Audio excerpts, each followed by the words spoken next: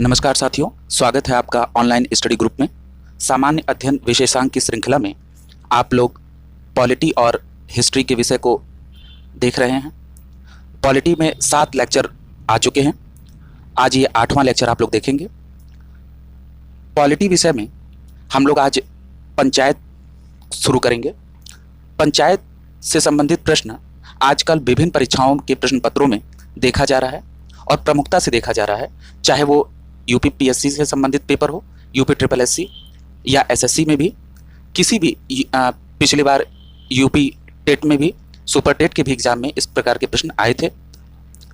आज का ये लेक्चर जो है वो यूपी ट्रिपल एससी की आगामी लेखपाल और बीडीओ और एग्जाम परीक्षा के लिए भी बहुत उपयोगी है, क्योंकि उनका रिलेशन पंचायत से सीधा है, इसलिए वहाँ प्रासंगिकता और अधिक बनती है। तो चलिए आज शुरू करते हैं पंचायत, और इसको होलिस्टिक अप्रोच में देखेंगे पंचायत के आज प्रश्नों को। चलिए शुरू करते हैं पंचायत। किस अनुसूची के संबंध पंचायत से है? तो 11वीं अनुसूची का संबंध पंचायत से है। अब यहाँ प्रश्न उठता है कि ये 11वीं अनुसूची कैसे आई? जब हम लोगों ने पूर्व में पढ़ा था तो हमने ये बात की थी आपसे कि जो संविधान जब बना था तो उसमें मूल जो अनुसूचियाँ थी वो 8 थी, ठीक है, और बाद में 4 अनुसूचियाँ जोड़ी गई, 9, 10, 11 और 12, जिसमें से 11वीं अनुसूची का संबंध पंचायत से है। तो जब ये जोड़ा गया तो कोई ना कोई संविधान संशोधन हुआ होगा। तो वो कौन सा संविधान संशोधन हुआ? 73वां संविधान संशोधन अधिनियम 1992 हुआ। तो यानी 73वें संविधान संशोधन 1992 के द्वारा 11वीं अनुसूची जोड़ी गई। अब बात आती है कि ये लागू कब हुआ 73वां संविधान संशोधन? तो ये लागू हुआ 24 अप्रैल 1993 को। इसमें एक प्रकार के और प्रश्न पूछे जाते हैं कि जब ये 73वां संविधान संशोधन पारित हुआ तो उस समय किसकी सरकार थी? तो पीवी नरसिम्हा राव की सरकार थी, ठीक है। तो ये आपने पूरा 11वीं अनुसूची के बारे में और देख लिया पूरी बातें।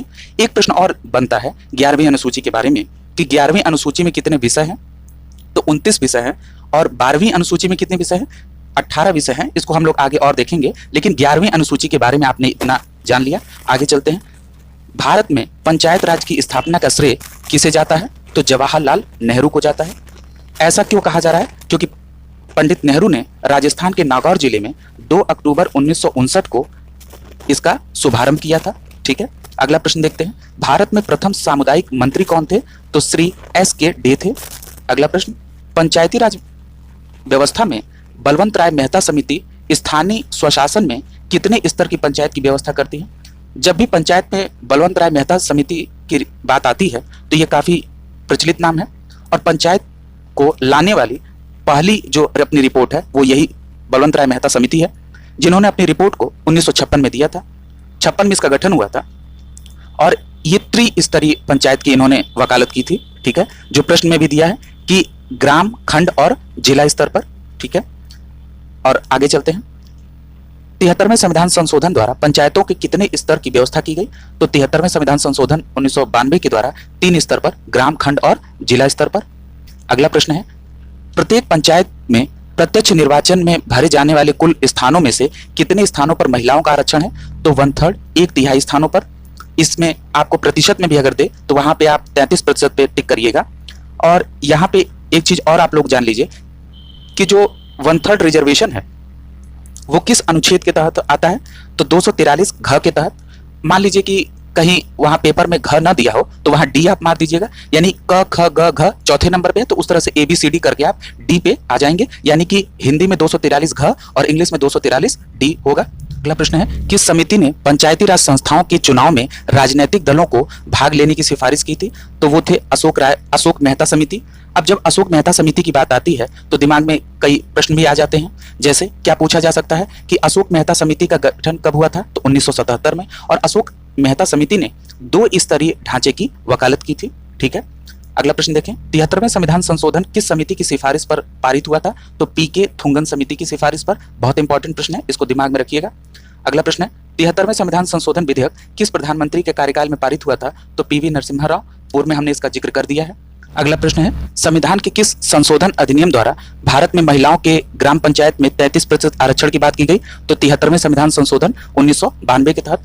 अगर 93 कहीं आता है तो आप ये रख लेंगे कि 73वां संविधान संशोधन अधिनियम पारित कब हुआ था? 92 में, और लागू कब हुआ था? 24 अप्रैल 1993 में, ठीक है।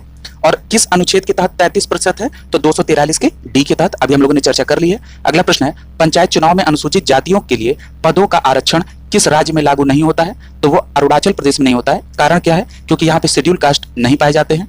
अगला प्रश्न है, भारतीय संविधान के अनुच्छेद 243 जे के अनुसार सहकारी समिति के निदेशकों की अधिकतम संख्या क्या हो सकती है? तो अधिकतम संख्या 21 होगी।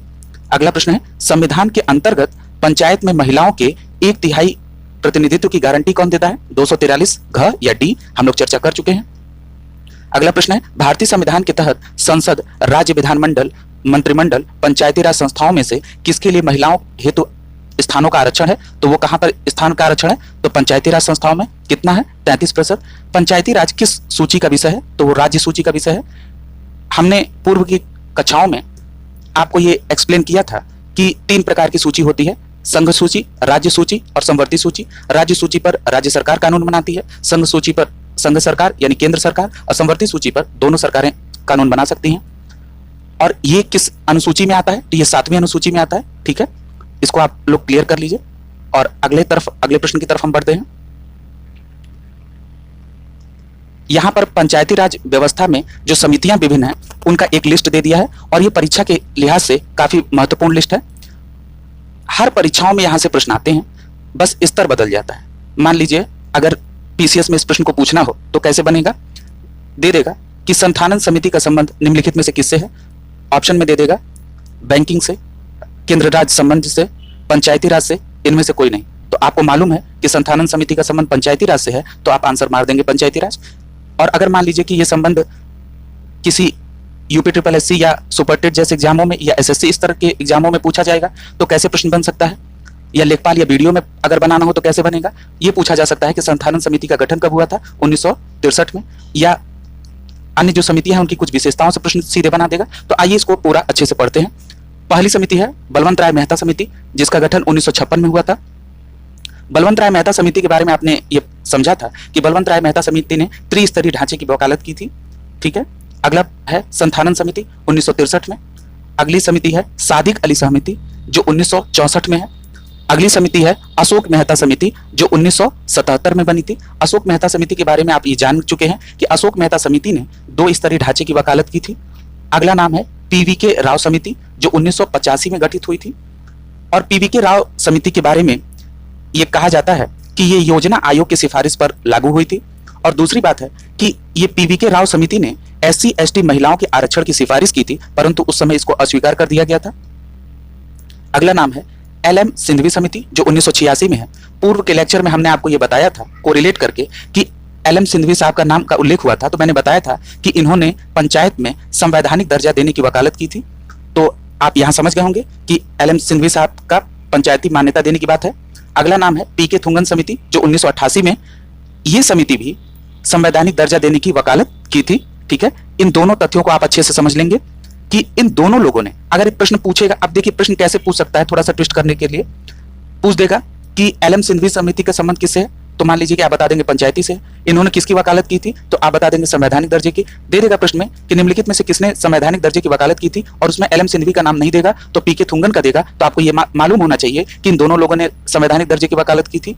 दूसरी बात यहाँ पे आप लोगों को ध्यान देनी होगी कि मान लीजिए कि अगर ये दे दे कि दोनों यानी ए और बी दोनों सही है, तो आपको ये मालूम होना चाहिए कि हाँ इन दोनों लोगों ने दिया था। अगर ये प्रश्न पूछ ले कि निम्नलिखित में से किसने सर्वप्रथम दिया था, तो एलएम सिंघवी साहब का नाम आ जाएगा क्योंकि 1986 में इनके बने। तो इस टाइप के प्रत्येक पक्ष को अपने प्रश्न की तैयारी करते समय ये ध्यान देना चाहिए। आइए आगे बढ़ते हैं, परीक्षा उपयोगी तथ्य पर ध्यान देते हैं। बलवंत राय मेहता समिति त्रिस्तरीय पंचायत राज व्यवस्था तथा पंचायती विकेंद्रीकरण की सिफारिश सर्वप्रथम 2 अक्टूबर 1959 को राजस्थान के नागौर जिले में पंडित जवाहरलाल नेहरू ने इस प्रणाली की शुरुआत की थी। हमने पहले ही लाइन के आंसर में इसको एक्सप्लेन कर दिया था। आगे देखिए, अशोक मेहता समिति 2 स्तरीय, कौन कौन सी? जिला स्तर और मंडल स्तर। अगला नाम है एलएम सिंघवी और पीके थुंगन समिति जो पंचायती राज संस्थाओं में संवैधानिक दर्जा के प्रदान किया था। हम लोगों ने अभी इसकी विस्तृत चर्चा की है। आगे पंचायती राज संस्थाओं को संवैधानिक स्तर पर प्रधानमंत्री पीवी नरसिम्हा राव के कार्यकाल में 73वें संविधान संशोधन 1992 द्वारा प्रदान किया गया, जो 24 अप्रैल 1993 को प्रभावी हुआ। ये इसका भी जिक्र हमने सबसे पहले प्रश्न के उत्तर में किया था। मैं आपको यहाँ स्पष्ट करना चाहूंगा कि जिन प्रश्नों का व्याख्या मैं पूर्व में कर चुका हूँ या जिनकी बात मैं इसी लेक्चर में कर चुका हूं, उन प्रश्नों को मैं, अगर वो प्रश्न आते हैं तो उनको मैं थोड़ा सा तेज गति से निकालना चाहता हूं। तो इस पे आपको कोई नाराजगी नहीं होनी चाहिए, क्योंकि समय आपका भी बहुमूल्य है और मेरा भी बहुमूल्य है। हम लोग केवल पढ़ाई को फोकस में रखते हुए मेरा उद्देश्य है कि आपका सिलेक्शन होना चाहिए, इस उद्देश्य के साथ वीडियो आ रही है, समय बताने और उसके लिए नहीं है, इसलिए इस बात को कंसीडर करिएगा आप लोग। आगे चलते हैं। सादिक अली समिति का गठन राजस्थान सरकार द्वारा पंचायती राज व्यवस्था में सुझाव देने के लिए किया गया था। ये नया तथ्य है, इसको गौर करिएगा। सादिक अली समिति हम लोगों ने अभी जिक्र की है कि सादिक अली समिति किसके लिए था? राजस्थान राज्य द्वारा इसको बनाया गया था। अगला प्रश्न है, संथानन समिति पंचायती राज संस्थाओं में वित्तीय प्रावधान और उसके वितरण की समीक्षा संबंधी की गई थी। ठीक है, अब आगे चलते हैं। ग्राम सभा का अभिप्राय क्या है? तो ग्राम सभा ग्राम स्तर के पंचायत क्षेत्र के निर्वाचक नामावली में पंजीकृत लोग होते हैं। याद रखिएगा, यह प्रश्न अधिकतर विद्यार्थियों द्वारा गलत कर दिया जाता है, क्योंकि उसमें विकल्प का ऐसा क्रम दिया रहता है कि आप कंफ्यूज हो जाते हैं। इस बात को आज यहीं पे क्लियर कर लिया जाए कि ग्राम सभा का अभिप्राय क्या है। जो ग्राम स्तर पर जो पंचायत क्षेत्र के निर्वाचक नियमावली होती है, उसमें जो लोग पंजीकृत होते हैं वो ग्राम सभा के सदस्य होते हैं। ठीक है, तो इसको आप लोग ये चीज यहाँ क्लियर कर लिए। अगला प्रश्न है, ग्रामीण स्थानीय शासन का पंचायती राज नामांकन किस भारतीय नेता द्वारा सुझाया गया परिणाम है? तो वो महात्मा गांधी द्वारा। जब महात्मा गांधी के ग्रामीण पंचायती राज की बात आती है तो एक प्रश्न अनायासी मन में आ जाता है और आना भी चाहिए, और इस प्रकार के जब प्रश्न बनने लगे तो आप ये समझ लिए कि आपके विषय की तैयारी काफी अच्छी हो चुकी है। अनुच्छेद 40 की, तो अनुच्छेद 40 में क्या है? ग्राम पंचायत के गठन की बात की गई है। अगला प्रश्न है, पंचायती राज संस्थाओं को संवैधानिक मान्यता प्रदान करने की अनुशंसा किस समिति ने की थी? तो संवैधानिक दर्जे की बात किसने की थी? तो संवैधानिक दर्जे की बात एलबी समिति ने भी एल एम सिंघवी साहब ने की थी 1986 में। ठीक है, अगला नाम देखते हैं। संविधान के किस भाग में पंचायतों का उल्लेख है? तो भाग 9 में पंचायत का उल्लेख है। और भाग 9 में किस संविधान संशोधन द्वारा जोड़ा गया? तो ये 73वें संविधान संशोधन 1992 के द्वारा जोड़ा गया। ठीक है, अगला प्रश्न है, पंचायतों से संबंधित उपबंध संविधान के किस अनुच्छेद में है? तो 243 से लेकर 243 ओ तक वर्णित है। अगला प्रश्न है, सामुदायिक विकास कार्यक्रम का प्रारंभ कब हुआ था? तो 2 अक्टूबर 1952 को हुआ था। याद रखिएगा, यहाँ पर कंफ्यूजन क्रिएट हो जाती है लोगों के मन में। कई बार विद्यार्थी इस बात की चर्चा कर चुके हैं, तो मैं ऑनलाइन प्लेटफॉर्म पर भी इसकी चर्चा कर देता हूँ कि कई बार कहा गया कि सामुदायिक विकास कार्यक्रम का प्रारंभ कब हुआ? 2 अक्टूबर 1952 को। और यदि ये पूछे कि पंडित नेहरू ने राजस्थान के नागौर में कब इसका पंचायती उसकी व्यवस्था की शुरुआत की थी, तो वो 2 अक्टूबर 1959 है। ठीक है, इन दोनों में 2 अक्टूबर है, इसलिए डेट कोलैश कर देती है। और कई बार परीक्षार्थियों को दिग्भ्रमित करने के लिए आयोग द्वारा दोनों सन की उसमें इंगित कर दिया जाता है, तो इसलिए हम लोगों को बहुत सजग होकर इस काम को देखना होगा। आगे देखते हैं। आगे एक चार्ट दिखाई दे रहा है, इस चार्ट को समझने की कोशिश करते हैं। इस चार्ट में संस्थाओं की बात की गई है और राज्य है। जैसे एक स्तरीय संस्था जैसे ग्राम पंचायत, तो ये दे रहा है कि एक स्तरीय व्यवस्था कहाँ पे है ग्राम पंचायत की? तो ये केरल में है, जम्मू कश्मीर में है, त्रिपुरा में है, मणिपुर में है और सिक्किम में है। ठीक है, अगर द्वितीय स्तरीय की बात करें तो ये ग्राम पंचायत में है, पंचायत समिति। और ये कहाँ कहाँ व्यवस्था है? असम में है, उड़ीसा में है, मध्य प्रदेश जैसे राज्य में 2 स्तरीय बात है, और कर्नाटक में है और हरियाणा में है। यदि हम तृतीय स्तरीय की बात करें तो ग्राम पंचायत, पंचायत समिति और जिला परिषद, जो ये तीनों व्यवस्था हम लोगों के उत्तर प्रदेश में है। हम लोगों के कहने का सेंस किसी क्षेत्रवाद को बढ़ावा देने का मतलब नहीं है, अनायास ये चीजें आ ही जाती हैं। खैर, ये नहीं होना चाहिए। सभी पूरा देश हमारा है, 28 राज्य और 8 केंद्र शासित प्रदेश अपने हैं। उत्तर प्रदेश, बिहार, महाराष्ट्र, आंध्र प्रदेश, हिमाचल प्रदेश, पंजाब, गुजरात, तमिलनाडु और राजस्थान इसमें है। ठीक है, इन सभी जगहों पर त्रिस्तरीय व्यवस्था है। और 4 स्तरीय व्यवस्था ग्राम पंचायत, अंचल पंचायत, आंचलिक परिषद और जिला परिषद, ये कहाँ पर है? ये पश्चिम बंगाल में है। याद रखिएगा, ये स्तर जानना बहुत जरूरी है। यहाँ पर एक काम करिएगा आप लोग, यहाँ पे स्क्रीनशॉट ले लीजिएगा और इसको अपने नोट्स में इंगित कर लीजिएगा, ताकि बाद में रिवाइज करने में ये काफी आसानी आपको महसूस हो। ठीक है, क्योंकि ये फैक्ट बेस्ड है, यहाँ कोई एक्सप्लेन करने की आवश्यकता नहीं है, ये आपको याद रखना होगा। अगला है कि गोवा की त्रिस्तरीय संस्थाएं ग्राम पंचायत, तालुका समिति तथा जिला परिषद है। ठीक है, अगला है मेघालय, मिजोरम और नागालैंड में पंचायत का गठन नहीं किया गया है। इन राज्यों में एक स्तरीय जनजातीय परिषद मौजूद है। ये परीक्षा के लिहाज से बहुत इंपॉर्टेंट प्रश्न है। ठीक है, मेघालय, मिजोरम और नागालैंड उत्तर पूर्व के राज्य हैं। अगला देखिए, सामुदायिक विकास कार्यक्रम का प्रारंभ का पहला स्थापित कार्यक्रम क्या था? तो समन्वित ग्रामीण विकास कार्यक्रम। और सामुदायिक विकास कार्यक्रम का शुभारंभ हम लोगों ने विकास का कार्यक्रम का प्रारंभ कब पढ़ा था? तो 2 अक्टूबर 1952 को। बार बार कोरिलेट करते रहिए। बलवंत राय मेहता समिति का संबंध किससे है? तो पंचायती राज में त्रिस्तरीय व्यवस्था से। और किस सन में है? तो 1956 में। अगला प्रश्न है, पंचायती राज का प्रारंभ सर्वप्रथम कहाँ किया गया? तो राजस्थान के नागौर में 2 अक्टूबर 1959 को। और किसके द्वारा? तो पंडित जवाहरलाल नेहरू जी के द्वारा। अगला प्रश्न है पंचायतों का कार्यकाल कितने वर्ष का होता है? तो 5 वर्ष का होता है। अगला प्रश्न है राज्य वित्त आयोग के गठन का प्रावधान किस अनुच्छेद में है? तो 243 के आई में राज्य में वित्त आयोग के गठन का प्रावधान है। जब वित्त आयोग की बात आ गई तो यह प्रश्न उठता है कि संघ में जो वित्त आयोग है वो किस अनुच्छेद में है? तो वो अनुच्छेद 280 में है। और वित्त आयोग 5 वर्ष के लिए होता है और संघ का जो वित्त आयोग होता है वो राष्ट्रपति द्वारा गठित किया जाता है और उसमें एक अध्यक्ष होते हैं और 4 सदस्य होते हैं। और जो 243 आई के तहत राज्य वित्त आयोग है इसका गठन जो है वो राज्य के राज्यपाल द्वारा होगा। जब संघ में राष्ट्रपति द्वारा तो राज्य में राज्यपाल के द्वारा कोरिलेट हो जाए। अगले प्रश्न की तरफ चलते हैं। पंचायतों का कार्यकाल किस दिनांक से 5 वर्ष तक होता है? तो जो प्रथम अधिवेशन की तिथि होती है उससे 5 वर्ष तक काउंट किया जाता है। अगला प्रश्न है पंचायतों तथा नगरपालिकाओं के निर्वाचन कराने के लिए राज्यपाल द्वारा राज्य निर्वाचन आयुक्त की नियुक्ति की जाती है और यह प्रावधान किस अनुच्छेद में है? तो ये 243 के में है, यानी 243 के तहत राज्य निर्वाचन आयुक्त की नियुक्ति होती है। और कौन करता है? राज्यपाल महोदय करते हैं। और एक चीज यहाँ पे राज्य निर्वाचन आयुक्त की बात आ गई तो यहाँ पे एक चीज और क्लियर कर दें कि जो राज्य निर्वाचन आयोग होता है वो पंचायतों के इलेक्शन कराने के लिए रिस्पॉन्सिबल होता है। वहीं पर नगर निगम और ये सारे पंचायत, और वहीं अगर आपसे ये पूछा जाए कि जो विधानसभा होती है या लोकसभा का इलेक्शन होता है इसके लिए इसको कंडक्ट कराने के रिस्पॉन्सिबल कौन है? तो वो निर्वाचन आयोग, जो संघ का निर्वाचन आयोग है वो रिस्पॉन्सिबल होता है। ये अंतर आपको दिमाग में रहना चाहिए। अगला प्रश्न है अशोक मेहता समिति ने पंचायत के कितने स्तरों की वकालत की थी? तो 2 स्तर की, जिला और मंडल स्तर। देखिए कितना आसान हो जाता है यदि आप पूर्व में कोरिलेट किए रहते हैं तो जब वो प्रश्न के फॉर्मेट में आता है तो कोई कितना कॉन्फिडेंट आप लोग फील करते होंगे, ये महसूस मैं करता हूं। आगे दिया है संविधान की 11वीं अनुसूची में कुल कितने विषय हैं? तो 29 विषय हैं। अब 11वीं अनुसूची के बारे में हमने चर्चा कर ली है कि ये 73वें संविधान संशोधन 1992 के तहत जोड़ा गया था।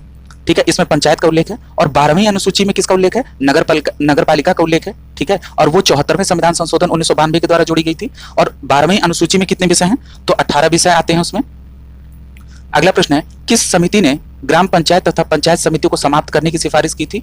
तो वो अशोक मेहता समिति ने की थी।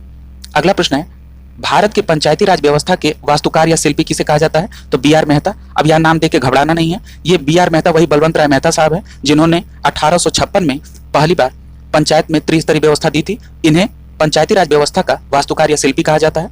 ठीक है, अगला प्रश्न है 73वें संविधान संशोधन किस तिथि को लागू हुआ? तो मैंने सबसे पहले प्रश्न के आंसर में इसको एक्सप्लेन कर दिया था कि 24 अप्रैल 1993। अब तक तो हमारे सारे व्यूवर्स के जहन में ये सन और ये तारीख छप गई होगी। अगला प्रश्न है ग्राम पंचायत, क्षेत्र पंचायत तथा जिला पंचायत का संबंध किस संविधान संशोधन से है? तो ये 73वें संविधान संशोधन से है।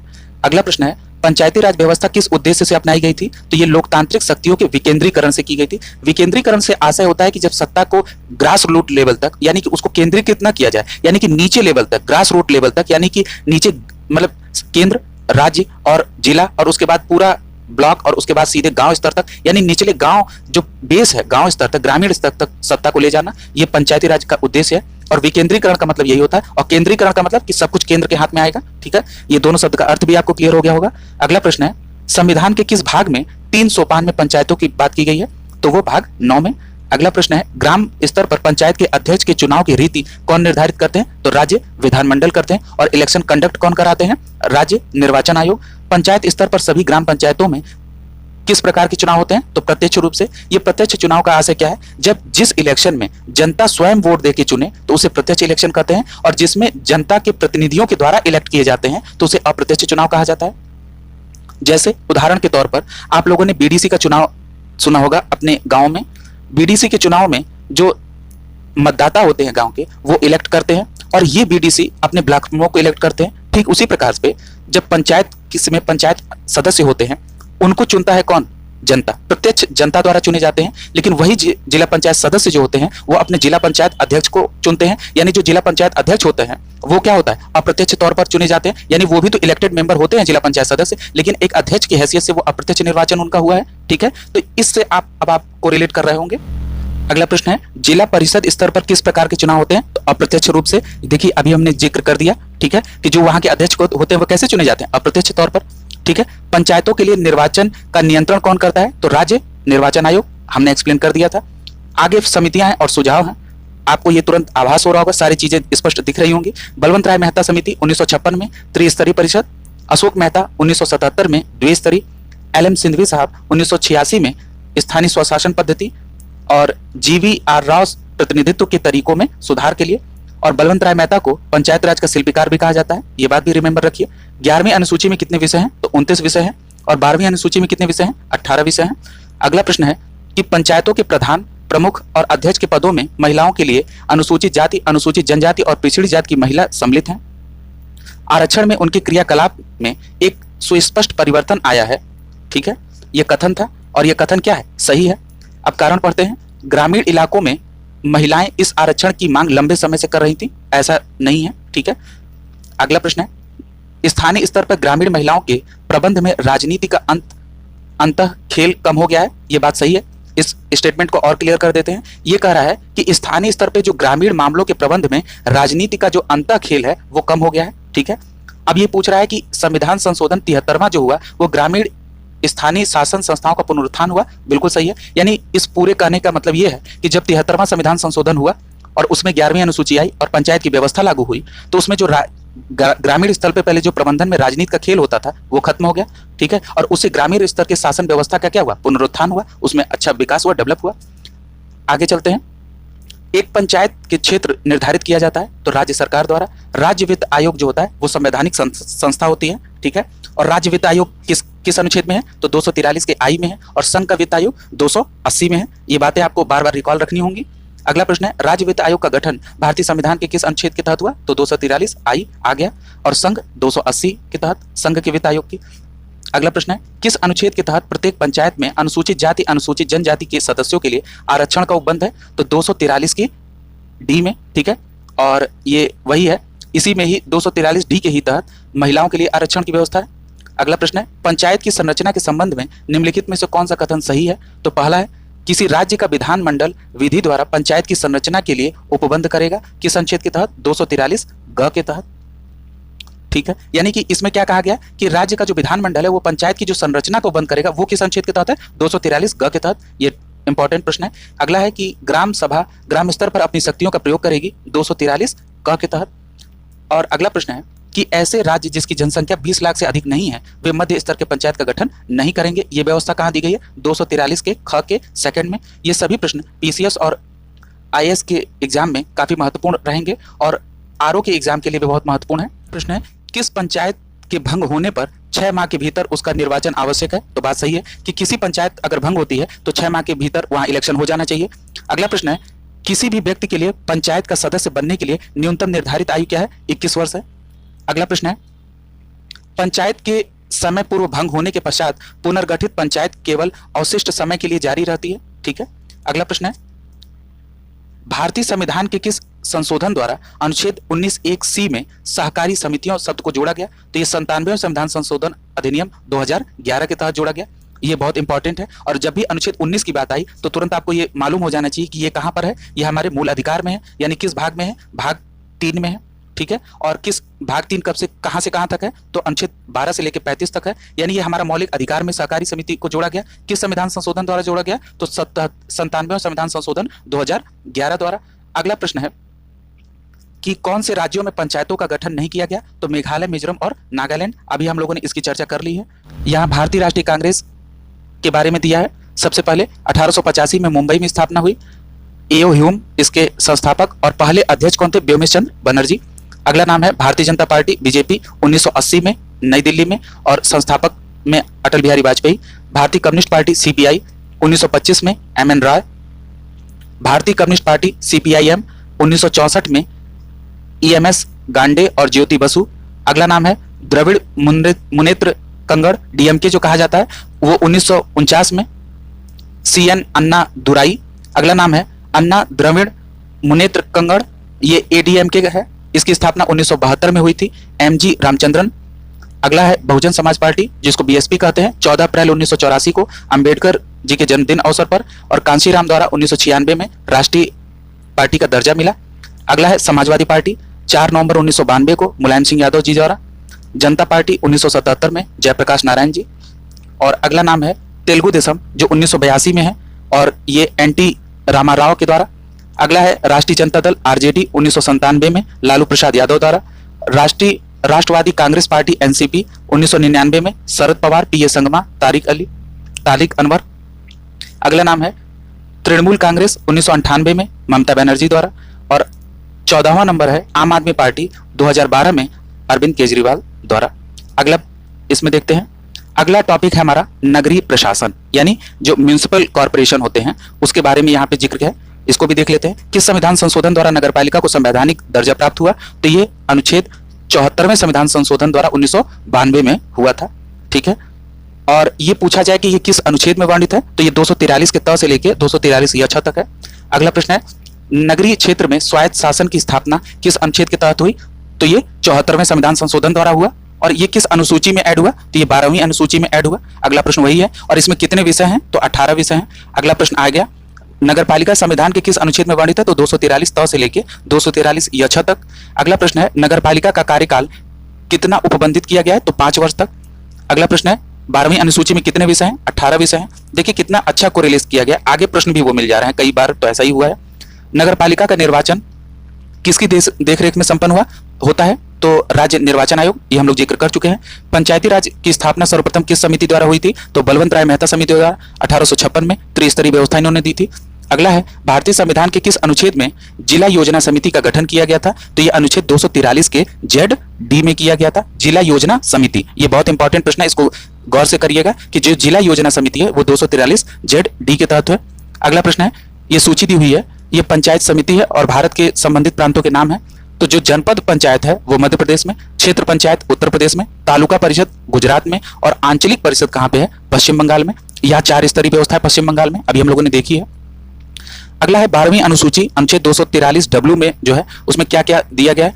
तो जो नगरीय योजना जिसके अंतर्गत शहरी योजना भी है, दूसरा है भूमि उपयोग विनिमय और भवनों का निर्माण, तीसरा है आर्थिक और सामाजिक विकास की योजना, चौथा है सड़कें और पुल बनवाना। ये सारी चीजें 12वीं अनुसूची में है कि नगरपालिका में जो क्या क्या विषय हैं।